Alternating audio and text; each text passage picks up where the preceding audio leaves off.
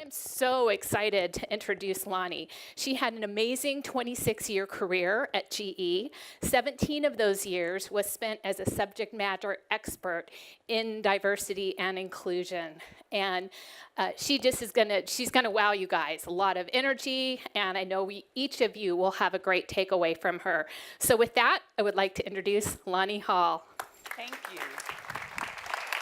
Thank you.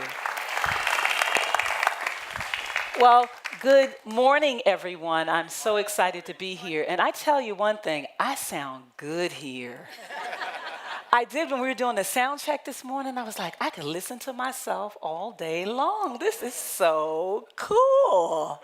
But I'm excited to be here. And I just want to ask you, I know based on experiences that inclusion wins, and you're experiencing it in your businesses. And so having the opportunity to have this conversation and to have this dialogue, not every company has a leadership team that's committed to this. Not everybody can get a room full of people like all of you to come and hear and to learn and to talk and to have a dialogue. Now, I hope it's not lunch that brought everybody out today, but maybe if it is, that's good too. So I won't share this because I'm sure you've seen it, but it starts at the top of the organization. But I also want you to know that there's more that needs to happen. And so whenever I'm going to go see a company and I'm asked to speak, I like to do a little research. And so while I was out, I went to your Facebook site and said, wow, they've got smoking employees. Look at that. And then I looked and I'm like, oh my God, they got George Clinton. Parliament Funkadelic. We got the funk. Gotta have that funk. Know all about it. And then I saw this and I was like, Lord. Now, usually when I start my presentations, I do the exact same thing. But I hurt my back a couple of weeks ago, so I'm not going to be able to do this. I'm going to have to do some other things to kind of keep your attention. But usually, I usually start it out like that. Well, inclusion starts with something very simple that I want all of you to have an opportunity to do. So what I'd like you to do is find a pair, find a person, and I want you to ask that person what their name is if you don't already know it. I want you to find out how they got their name. Are they named after someone? Is there some significance to their name? If they could change their name, what would they change their name to? And what did you always want your name to be? And maybe you did change your name. Maybe the name you have is not the name you know. Maybe you have a nickname that everybody knows and nobody really knows you. Maybe you go by your middle name and everybody really thinks that's your name. So I want you to take a minute or two to do that, and then we'll continue with the conversation. It sounds like you're having a great dialogue. So anybody want to share an interesting story? Anybody want to share something you heard that was pretty fascinating? And if you don't volunteer, I will just walk out and grab somebody. So you may as well just somebody stand up. He's like, no. Okay, then it's you. The teacher always finds the reluctant student. So how about we have you share what you heard? Hello. What I've heard is Patricia. What's your name? Oh, my name is Gerald. Hi, Gerald. From HR. Thank you, from HR. So be on your best behavior. Okay, yeah. I'll try. So what I've heard is Patricia was named. Is it okay to share your nickname? Because you don't want to be called that. Okay. But I'll say it anyway. She doesn't want to be called Pat or Patty. But that's pretty much what we've learned so far. Patricia, we just. Share your story? Oh, if you want to hear my story, my name is Gerald with a J. It was named after Gerald Ford, but my dad kind of twisted it to a J. But had he spelled it with a G, you could call me GQ. Ah, neat. Okay. Thank you. Well, thank you so much for sharing. So, certainly I want to make sure we're all level set on the definitions and, Melissa showed some definitions as well. But the big thing that we want to talk about is not only the diversity and inclusion, but also the belonging. Because what we're trying to get to in companies is where you can feel like you belong. You can be who you are. You can be your authentic self. You can come in every day, and you don't have all the baggage of worrying about all this other stuff that you tend to worry about when you have it on your mind. And we want to get to a place where you can be productive and you can be your full self. And that's what companies are really trying to get to, that everyone can be their full self. So like I look around this room, there was a time when men couldn't wear beards. Aren't you glad beards have made a comeback? Woohoo! Woohoo! But it was a time when in corporate America, if you wore a beard, it was like, not to be heard of. And so there are a lot of things that are core to who you are as an individual that we want to make sure you're able to exercise that and you're not worrying about, oh my gosh, I didn't shave, I can't go to work, what'll I do? Isn't that kind of silly? So a little bit about me, and I'll tell you how I got my name a little bit later, but it is pronounced Lani. And a lot of this story about inclusion really goes to how our values are shaped. How we decide to include or exclude really starts with where we start in our own families, because those are the first people we meet. When we come out, we meet some people, right? And they take us, maybe some other people take us, but that's how we get shaped. So I'm going to tell you a little bit of my story. So I was shaped by my grandmother and grandfather. They lived in Virginia Beach, and every summer we used to go down to their house, and my grandmother believes in the Second Amendment. She has a pistol, and she will pull it out on her 15 grandkids, even a 5-year-old, if you get out of place. So anybody talking about the Second Amendment and giving up the gun, she wasn't giving up her pistol. And I remember the first time I took my husband to Virginia, he was my boyfriend then, and I had told him the stories about her shooting her gun in her house. And he went to the bathroom. He said, those bullet holes are really bullet holes in the bathroom door. I said, I told you, she shot at my grandfather one time. So my grandfather was an interesting person. I learned about careers. He was in the Navy, and she said to him when he was going to retire, she said, well, I don't know what you're going to do because you can't come back here every day. People in the Navy go away for months at a time. She said, so here's what you need to do. You need to find another ship to get on, or you need to build one. That was her way of how work worked in her house. And there's my mom and dad. My mom and dad, we had a bunch of kids. I'm one of 8, 6 girls and 2 boys. The girls were born first. Girls rule. And the boys came later. And so my mom and dad, my dad was in the military, and when he was growing up, he wanted to be a fireman, but I remember talking to him, he said he couldn't be a fireman because he wasn't tall enough to be a fireman. And he said, and also at the time, they didn't have a lot of African-American firefighters in the town where he lived in, so he had to think of another career, so he went into the Air Force. He and my mom got married. In this picture, my mother was 21 years old and had 5 kids. They had a shotgun wedding. So I was born in Japan, so I've lived all over the world. And that picture was taken when they went for a night on the town. I'm not sure who watched the 5 kids, but they went for a night on the town, and that's when that picture was taken. I came back into the U.S., and this is what we looked like one day. We were all homesick, and I'm not sure what was going on with our hair, but I'll let you guess later which one was me. And then something else happened. When I was 7 years old, we moved to Germany. But my mother and father were getting a divorce, and so my mother said, you can take 5 of these kids, I'll keep the other kids with me. You think you can be a father? Take them. So we went to live in Germany, and we lived there 3 years, and my dad was a single dad. But there was also something else. Look at the circles in the picture. You notice something? There's some people in the picture that are not African American, right? Or we had a maid to help us. At least that's what he told us she was. Well, I was 7. I didn't know that the maid could also be your girlfriend. So that later became my stepmother. So I had a German stepmother, and she had children of her own. So I have a white German stepbrother, and I have a African-American and black, white German, African-American and German brother that's not my father's child. So she herself had a relationship and was married to a white German, and then she married an African-American, and then later married my father. And eventually she came into the U.S. And so we all are shaped by these experiences. And I am sure that I am in the world of inclusion because of all of this. because of all those experiences. And there's a lot of science that says what you're exposed to is what you tend to gravitate more toward if you have formative experiences around it. So which one is me? Anybody want to guess? This one? You think it's this one? No? Hands up. Oh, I'm this one. I'm right here. I'm that one. So how many people think it's this one? How many people think it's the baby? How many people think it's the middle?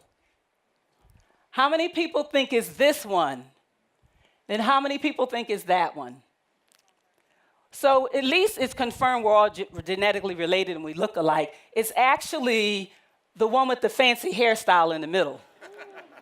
That's me. That's me. And so that's Lisa, Lynn, Lori, Lani, Lonnie, and Lenora. We're all L's. And so sometimes when my mom's trying to call us, she has to say all 6 names. And I have a brother named Leo, so she has to call all those names to just get to a person. So she'll say, Lisa, and we're like, you didn't call my name. You know who I'm talking to, because there's so many of us with L's that it's hard to remember. Well, these are some other pivotal influences, and I'll fast forward through these. And these pictures tell a story about other things that influence. All of you have stories too. You may not have pictures, but you have memories and things that shape your desire to be inclusive and the way that you show up here and everywhere every single day. So when I came back from Germany, I was 10 years old, and I went to this school called Thomas Jefferson. It was in an African-American neighborhood. Now remember, I moved to Germany in 1968. I was 7 years old, and in Germany, we can get our allowance in Deutsche Mark or US dollar. So I learned about currency exchanges too. Well, guess what I got my money in? Deutsche Mark, because there were 4 Deutsche Marks to $1, and I could do a lot more with the currency in German than I could do with the US dollar. So I was a master of money at a very young age. But my father used to take us downtown in Germany after church, and people would rub our skin to see if the color came off. Imagine 5 African-American little girls with this guy. You're walking into a place that has not seen any African-Americans in this little town, and they would rub our skin, and they would give him money. And we like, here, rub. 8 marks, 9 marks, 10 more. Hey, give us some money. Yeah. We were for it. Sounds a little weird now when you think about that parenting, but it worked for us. We had a ball. Well, and then I come back into the U.S. and I go to this school, all African Americans, and they would chase us home from school every single day. Guess why? Anybody want to guess? We were black. They were black. We talked white. And they were like, I'm like, well, what's wrong? What's wrong, guys? I mean, you don't want to play with us? I mean, what's going on? That's how I used to talk. I mean, everybody talk like that. What are you talking about? They would chase us home every single day, and my mom said, my kids can't go to this school. Fast forward, I went to one of the best high schools in Philadelphia. It's no accident. How many have heard the name Gloria Allred? Yeah, well, Gloria Allred went to that high school. So it's no accident that Gloria Allred went to an all-girls school. Look at her life and what she spends her time doing. That high school. Nuclear physicists, engineers, doctor, 100% people go to colleges and university. There were no boys there. There were only girls there. So gender was formed very early in my family, in my schooling, and just my life. So it shaped kind of my experiences, and it'll shape it for all of us. Then I went to Howard University. The recruiters that used to come to our high school when I was graduating in 1979 used to say, you need to go to a college where you can get a husband. All that education, go to a school where there's a lot of guys so you can get married. That's your goal. And we were perplexed because I was in a high school that said do all these other things as women, but the recruiters coming to our school didn't. The Howard University recruiter came in and showed me a book of a bunch of people. We didn't have the internet back then. She had a photo album, and she said, all these people go to school, and they're African American. And I was like, ooh, look at those guys. Ooh, I might go to that school. That's a nice school. So I go to the college, and I have a great time there. I liked it so much, I went back and got an MBA. But there's other things that I learned over time. So the first job I ever had is that picture there. I was 12 years old. I used to work in a hair salon. I knew how to braid hair. Anybody know what braids and cornrows are? I was 12 years old. A neighbor had a salon. He had his own business. I used to work there. Well, I learned about pay equity real early. He would get $100 for each woman. I would get 20 of it. And one day it dawned on me standing there, I'm only getting $20 and he's getting 100? 12 years old. So I said, hey, Benny, I want a raise. I want 50%. He said, you're 12. You're not getting 50%. So there was a customer there. I'm doing her hair. I stop mid-hair, half of the hair done. I walk out. He said, get back here. I go home. He comes to my house. He bangs on the door because I live right in the neighborhood. Bangs on the door. Where is Lani? I have a customer here, and she needs to get back here and finish the hair. So my mom comes to get me, and she's like, okay. Well, what happened? What do you want to do? I said, I'm not going back. I want 50%. He said, you're not getting 50%. I said, then I'm not working. And so he's like, she's 12. I want 50%. $20 was more than I could ever imagine. But to me, it was the principle and the point that I was doing the work and I wanted my fair share. And so I didn't go to work with him. And so what it ended up doing is going into business for myself. And I braided hair all through college. And every now and then, now I just do family, but I continue to do it. I paid my way through college braiding hair and doing hair. And so I learned about pay equity. I also learned about relationships. So that's my high school prom picture. And you can't see it, but right in the middle, you see a line right in here. The reason that there's a line is because that was my boyfriend, and he was my high school sweetheart. But sometimes he wasn't so sweet, so I was going to cut him off the picture one time. But I didn't cut it completely, if you notice. So I wasn't that mad at him. But that's my husband, and we've been married now for over 30 years. So he became sweeter over time. I had to train him a little bit. And then here's my mom. I'm just warning you, do not follow her on Twitter. She's almost 80 years old, and she is a fireball. This is the person that moved all over the world with a bunch of kids. She's a fireball. She's an activist. She's out there. I told her the FBI is going to come get her if she doesn't leave President Trump alone. I told her, don't put my name, don't like anything I put, don't associate with me, lady, you're gonna get me killed or arrested. But she's a fireball and she believes in gender equity, but she also believes in inclusion and that everybody has to have a voice and everybody belongs. So she's out there talking about it and doing the things that I can't imagine. So, you know, I just wanted to know as I was coming to prepare for this presentation, there's a lot going on, right? Way more than we could ever imagine. I just said, what the hockey puck is going on? So we look around in the environment and we ended the year with 20,000 Googlers walking out because they don't like the way the company's handling sexual harassment. Record numbers of women are, running for office. We're trying to figure out, what was Nick and Nathan really thinking in their minds when they met face to face? What was Jussie thinking? What happened to Liam? And then right smack dab in the middle of Black History Month, nooses, the KKK, and blackface made a comeback. So in case you were on Twitter, you'll notice a lot of black people were talking, African Americans, saying, you know what, we're going to just cancel Black History Month because there's a lot of crazy stuff that happened. Let's have it another month. Let's get a do-over on some of this stuff. But there's a lot happening, and all of this is related to all of this. You have headlines of every type that you can think of everything happening. In fact, as I was putting the presentation together, I couldn't stop because there was so much stuff going on, but I had to limit it to some. But even fascinating things like in New York, where they're making a law that there could be no hair discrimination. And I'm like, geez, you got to make a law to say how people can wear their hair? Gosh, I thought we were past it, but maybe we're not. Maybe there's some places. The one that I thought was most fascinating was Naomi Osaka. You've heard of her?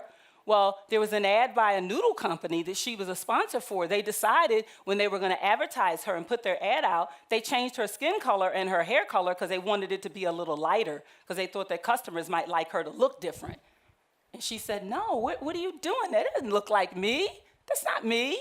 And they had to make a change. So all of these things matter. What do you think they all have in common? What do they have in common? You have the same thing here. They have brands. All of them, just like Samsung and all these companies, have a brand that the customers, the investors, your suppliers, your employees, everybody that's in the world can look at your brand and make an assessment based upon what's happening. Now, it used to be what went on in the house stayed in the house, right? But with social media and digitization and all the things that have happened, you no longer control your messages anymore. You have to think differently as customers. And there's also something that's really also fascinating is, Melissa talked about the business results. I put the research sources here. I'll let her send the presentation to you because some of you say, well, I want to read a little bit more about it, or I don't believe it. I can't believe this is what's happening. But it's real. There are tons of studies. All you have to do is go out and type gender impact to business. And thousands of studies have been done. Businesses want to be more profitable. Businesses want to make more revenue. They want to have higher share. You all were looking at your financials just now, right? The way you influence it is by getting more ideas into the discussion. Not just women. We happen to be here with International Women's Day, but we want everybody to feel like if they've got something to say, you create an environment where it's comfortable for them to go do it, right? That's what we want, right? We want to show up in a way where we feel valued and where we feel our opinion matters and that people around us care. So, there's lots of research as well about what it does to employees. Employees, think about it. If we make you feel like you belong, it's not a surprise that you're going to perform better, you're going to stay here, you're going to be committed to your coworkers, and I don't even have to ask you to do anything extra. You're going to do it because you feel good about being here. The research proves that it works. It proves that it can happen. And, we still have work to do. So I'm here, on International Women's Day talking about the progress of women. And you saw some pipeline charts for your own organization. We see it everywhere. Women are coming into the workforce for the most part at a 50% rate. They're coming out of colleges. More women are graduating out of college than men. Now, there's some fields like engineering and the STEM fields where women are not in population, so we got a lot of work to still do there to get young girls interested and staying into the STEM careers. But every company, I've consulted with over 100 companies, everybody has the exact same problem. We bring them in, they leak. We bring them in. We're chick magnets. We can bring people in. We can get people into the organization. But one of the CEOs I was working with, he said, well, what are we doing to keep running them off? What are we doing to just run people off? And for every company, it's going to be something different. So it's no surprise then that we only have 5% of the Fortune 500 CEOs are women. It's a lot of work that still has to be done inside our companies and outside our companies. And then I saw something. Anybody ever heard of the name Adam Grant? Adam Grant, pick up his book. He did Givers and Takers. He did Outliers. He did a ton of really good books. But he put a quote on Twitter that said, women are 50% of the population. Men named John are 3.3%. But when you look at the number of Johns that are CEOs and Johns that are governors, outnumber, totally outnumber. And then I said, is that true? So this is a tweet that I put up about it I thought was interesting because I started thinking, these are all the Johns in my life. So is there anybody in here named John? Stand up. Any John? Let's see how many Johns we have here. John, got one John, a couple Johns. Oh, we only got a couple, so this is pretty unique here. You've done a good job of hiring people with different names. But I started looking at it and said, okay, so I'm married to a John. The first person that hired me into GE was a John. The person that promoted me to an executive was John. When I started in the company in GE, the person was Jack Welch. His name's John. His name is John F. Welch, not Jack. His name is John. Then I got promoted to another role. John replaced him. Then another John came in and replaced him. And then I was working with a guy named Shane. What's Shane? Shane is John in Irish. I was like, wow. This is really fascinating. And then when I retired from GE, the person who was there was John Flannery. A lot of Johns. And then I started thinking, oh my God, it's everywhere. That little boy in the picture, his middle name is Giovanni. That's my grandson. Giovanni, anybody know what Giovanni is? Italian. John, they're everywhere.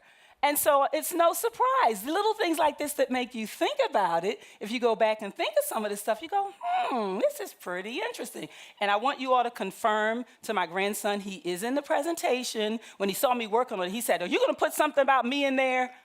I said, yeah. He said, well, let me see. I'm like, no, leave me alone. He wanted to see and make sure that I mentioned that I had a grandson and that he was the light of my life. Well, speaking of my grandson, this generation, everybody thought millennials were going to kill the earth. Them darn millennials. Everybody cares about the millennials. They don't care about the boomers anymore. All those millennials are going to ruin the earth. I hate millennials. The millennials. Stop worrying about them. Worry about Gen Alpha. These are the kids that are 8 years old that are going to terrify you. Terrify you. I'm glad I'm going to be out of the workforce by the time they get here. They're global, they're diverse, they're connected, they're fast, they're transparent. How many of you know a child that's 8 and under? Most of us, we know someone, right? We know some 8 and under. Aren't they different? And they have access to information that we've never experienced before. So they're going to be lickety-split. So we're so busy worried about this, I say worried about the ones that are over in the corner. So the other thing about research that's fascinating is why are companies focusing on this? The reason we're focusing on is because there was recently a study done by the Public Religion Research Institute. They're a nonprofit that's nonpartisan to do a lot of research of people and thoughts. And this is really fascinating. They looked at 2 things and they said they want to look at how often we interact. And we looked at it and they took a survey, and you'll see here, this is how often people interact with people that are different, that don't share their race and ethnicity, the religion, political party, or sexual orientation. And they also have other categories. So for the most part, at least once a week, about 60% of the people are kind of interacting. So let's go even further. We say, well, where is that happening? Where do you think it happens the most? Think about your own self. Where does it happen that you're likely to run across a person with race, ethnicity, gender, religion, political party, sexual orientation? Where is it happening for you? Work. Not a surprise, right? So when we look at it, most people said, almost 8 out of 10 people said, if it happens, it's happening at work. It's not necessarily happening in my friendship circles. It's certainly not necessarily happening in the schools that the kids are attending. And it's not necessarily happening in a family. Not everybody doesn't have a family structure that looks like my family structure. We see more of it. So this is what it boils down to. If we're going to solve for the outside, it's going to be solved by us working in companies where we have enough opportunity to interact with people that are different, that give us a different perspective. The research says the more you have interactions with things that you're not comfortable with, if they are positive or neutral, you tend to change your mind about your thinking. So that's an opportunity. That's why I wanted you all to have the exercise to start with something simple. The next time you see people in the hall, hello, how are you? You know, you have a unique building in that you have a lot of people behind a lot of walls. We can't just blow all the walls up and have a big open area, but figure out a way to get out a little bit more. Figure out a way, and then take the extension of it. It used to be thought society needs to solve the problems and then companies can change. That's not true based on the data. The data says if we're doing it in the company, maybe the companies are the ones that are going to change what's happening there outside of the company. And that's why when you have all this community service and the work you're doing in companies, it matters. So I was asked to talk about what we do at GE. We're worked and trying to work it. Our diversity story is interesting. It started a long, long time ago before the civil rights movement and all that good stuff. Back in the 1800s, there was a guy named Lewis Latimer. He was hanging out with a guy named Thomas Edison. Can you imagine back in the 1800s, you're a white guy and a black guy, you all are talking, and you're like, look at this light bulb thing, look at this filament. Imagine if you went to other people who weren't scientists. I got a filament, I'm gonna show you this filament. They were like, what the heck is that? I don't know. So it was a natural that these scientists were hanging out with each other. Very natural. Well, then fast forward, and Lewis Latimer worked at, guess where? GE. And then there was a woman named Edith Clark. Edith Clark was one of the first engineers to graduate with an engineering degree, and she could not get hired by any company. Well, guess what? She worked at GE, but she quit. Anybody want to guess why she quit? She's an engineer. What do you think we had her doing? Not engineering. So she quit and said, hey, I came here to be an engineer, and I'm not going to be an engineer. She quit, And the company said, no, we really want you to come back. She came back and continued to work in the company as an engineer. So we have a very unique and different history with respect to inclusion. Some people say, well, if you've been working at it over 100 years, how come you aren't better at it? It's complicated. So the way that our affinity networks and the employee groups got started and our women's network got started was because of the African Americans. So we had a person who was an African American male. He was a lower level employee. He was an executive. He was just sitting at his desk. Now, anybody know anything about Jack Welch? His nickname was Neutron Jack. He's hard charging. He tells it like it is. I mean, most people were terrified of him. He sent him a letter because he couldn't send him an email or couldn't put it on Instagram. So he sent him a letter and said, this is an exact quote from Mike Shin. He said, I wrote a letter to the CEO asking the boss, what was he going to do to hire more black people? And Jack basically said, I'm not black. I ain't never been black. I'm not going to be black. If you think there's a problem and you are black, why don't you bring me a plan? And that's what Mike Shin did. And from that, the African American was formed 27 years ago in GE. And so we've been at it for a really long time. I know you all are starting the women's group in the infancy. And from that, after that became the Women's Network, the Hispanic Network, People with Disabilities, the Veterans Network, the Asia Pacific Forum. So now we have lots of forums where people are talking about and advancing and creating an environment where we can have conversations about difference in the culture and how we can blend together to be a better company. And so we have a women's network. Some of the things we've done, this is how much it's grown. We just celebrated the 20-year anniversary. 70,000 women around the globe. This is a global organization participating 160 hubs. So you know how you have your location here? We have 160 of those just like that everywhere in the world that are working on attracting, developing, retaining, and growing women in the organization. And they're made up of women and men who are trying to drive inclusion in GE's culture, especially with respect to women, sharing experiences, sharing of best practices, and really providing role models and extending the conversation for people. So some best practices of things we've done, we do a lot of external work, so we work a lot with the Society of Women Engineers. For our company, if we hire 10 people, 9 of them are engineers. So STEM is a big deal at GE.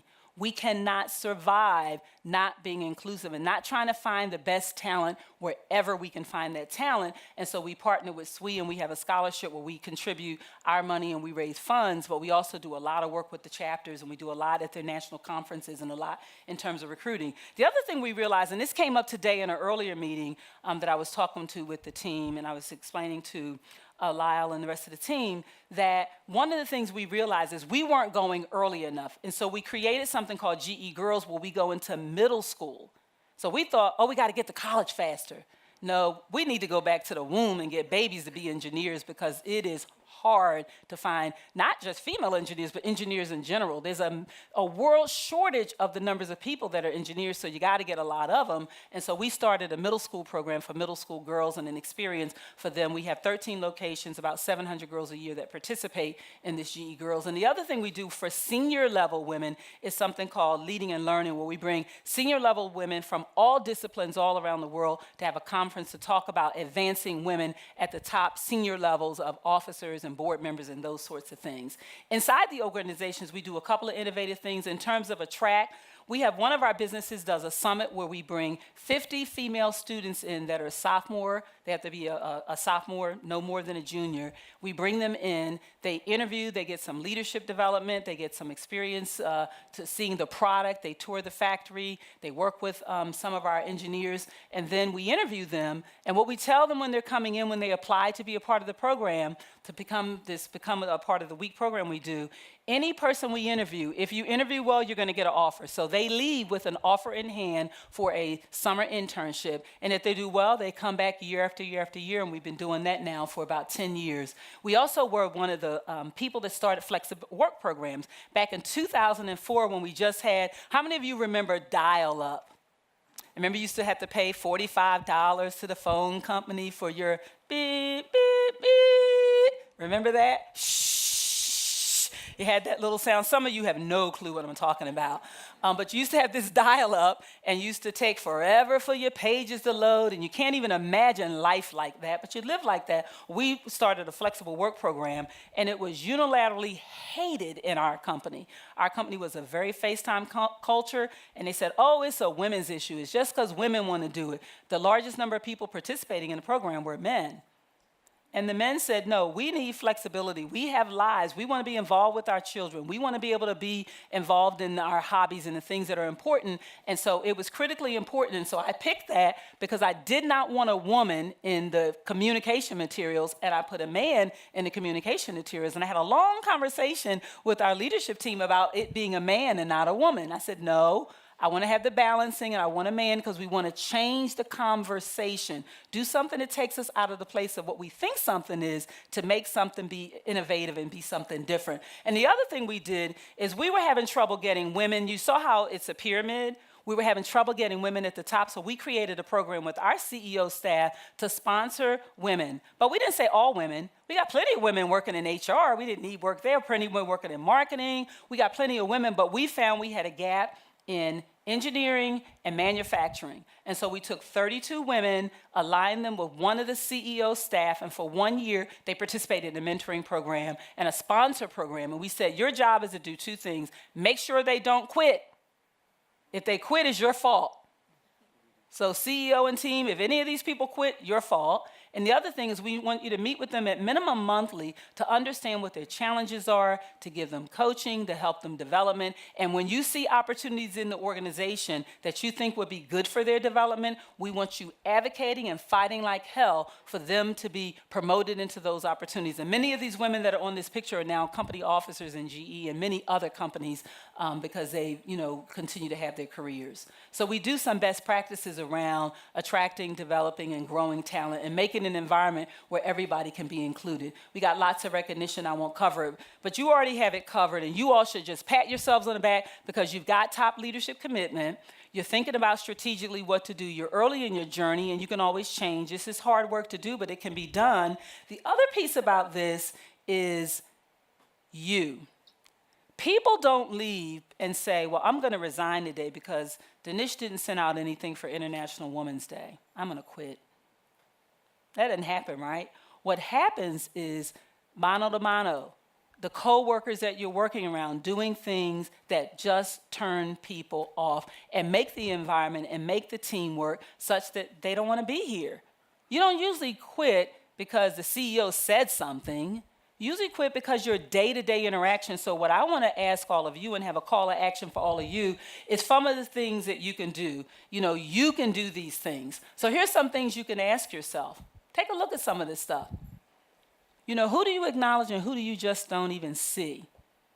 Who are you spending your time with? Think about it. Who's in your circle and who's missing? When you're making decisions, you should always say, do we have everybody that needs to be in the room? Are we missing anybody? These are simple things that you can easily do. It's not hard to do. And you don't have to do all of these on any given day, but are you favoring certain voices over others? Who's getting the big projects? If you are a leader, who's on your team? Who are you mentoring? Who are you coaching? Who are you sponsoring? The brain likes familiarity. It's called automaticity. And so your brain likes to like what it likes. And there's nothing wrong with liking what you like, but if you have to run a business and you have to make business decisions, you want to make sure that you've got all available information from wherever you can get it to make the best business decisions.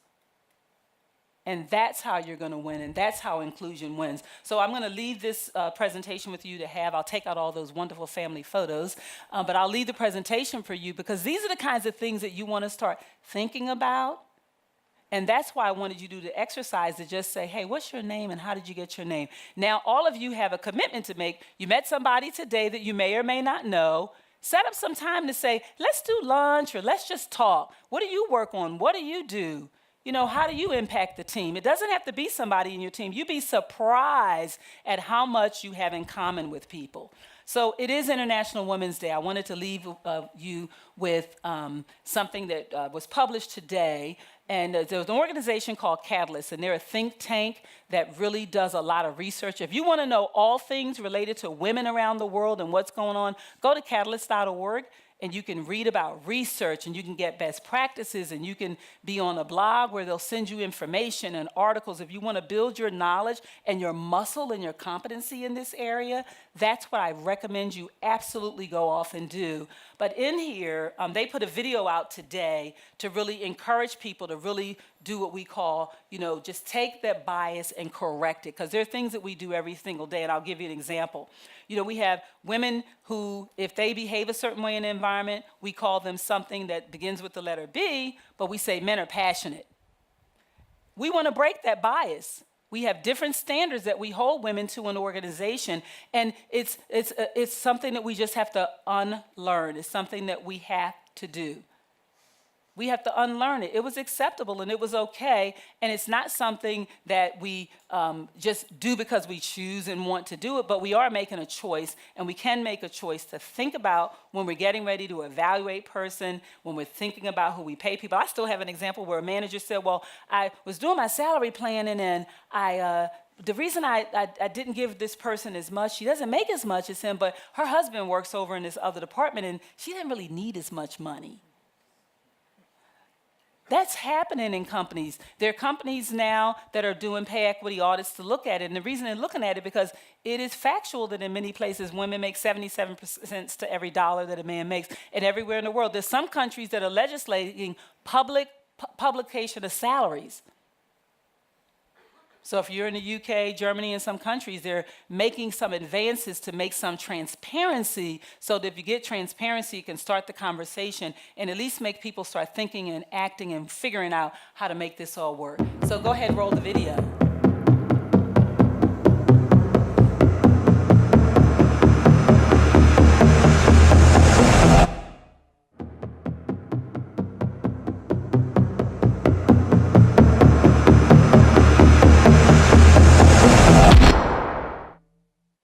And that video sounds so wonderful here. I was like, wow, listen to the sound on my little computer. It didn't sound as good as it sounds in here. I might have to play that over and over again. But I want to thank you for your time and your attention. And I'm excited. I think you should pat yourselves on the back. You're here. You're thinking about it. You're talking about it. And I hope that you all will continue the conversation. I'm excited to have been and feel very fortunate that you all chose to spend your time with me. And I wish you all the best of luck. As you have questions, feel free to reach out, and I'm more than happy to share my knowledge and information with any of you. Thank you so much.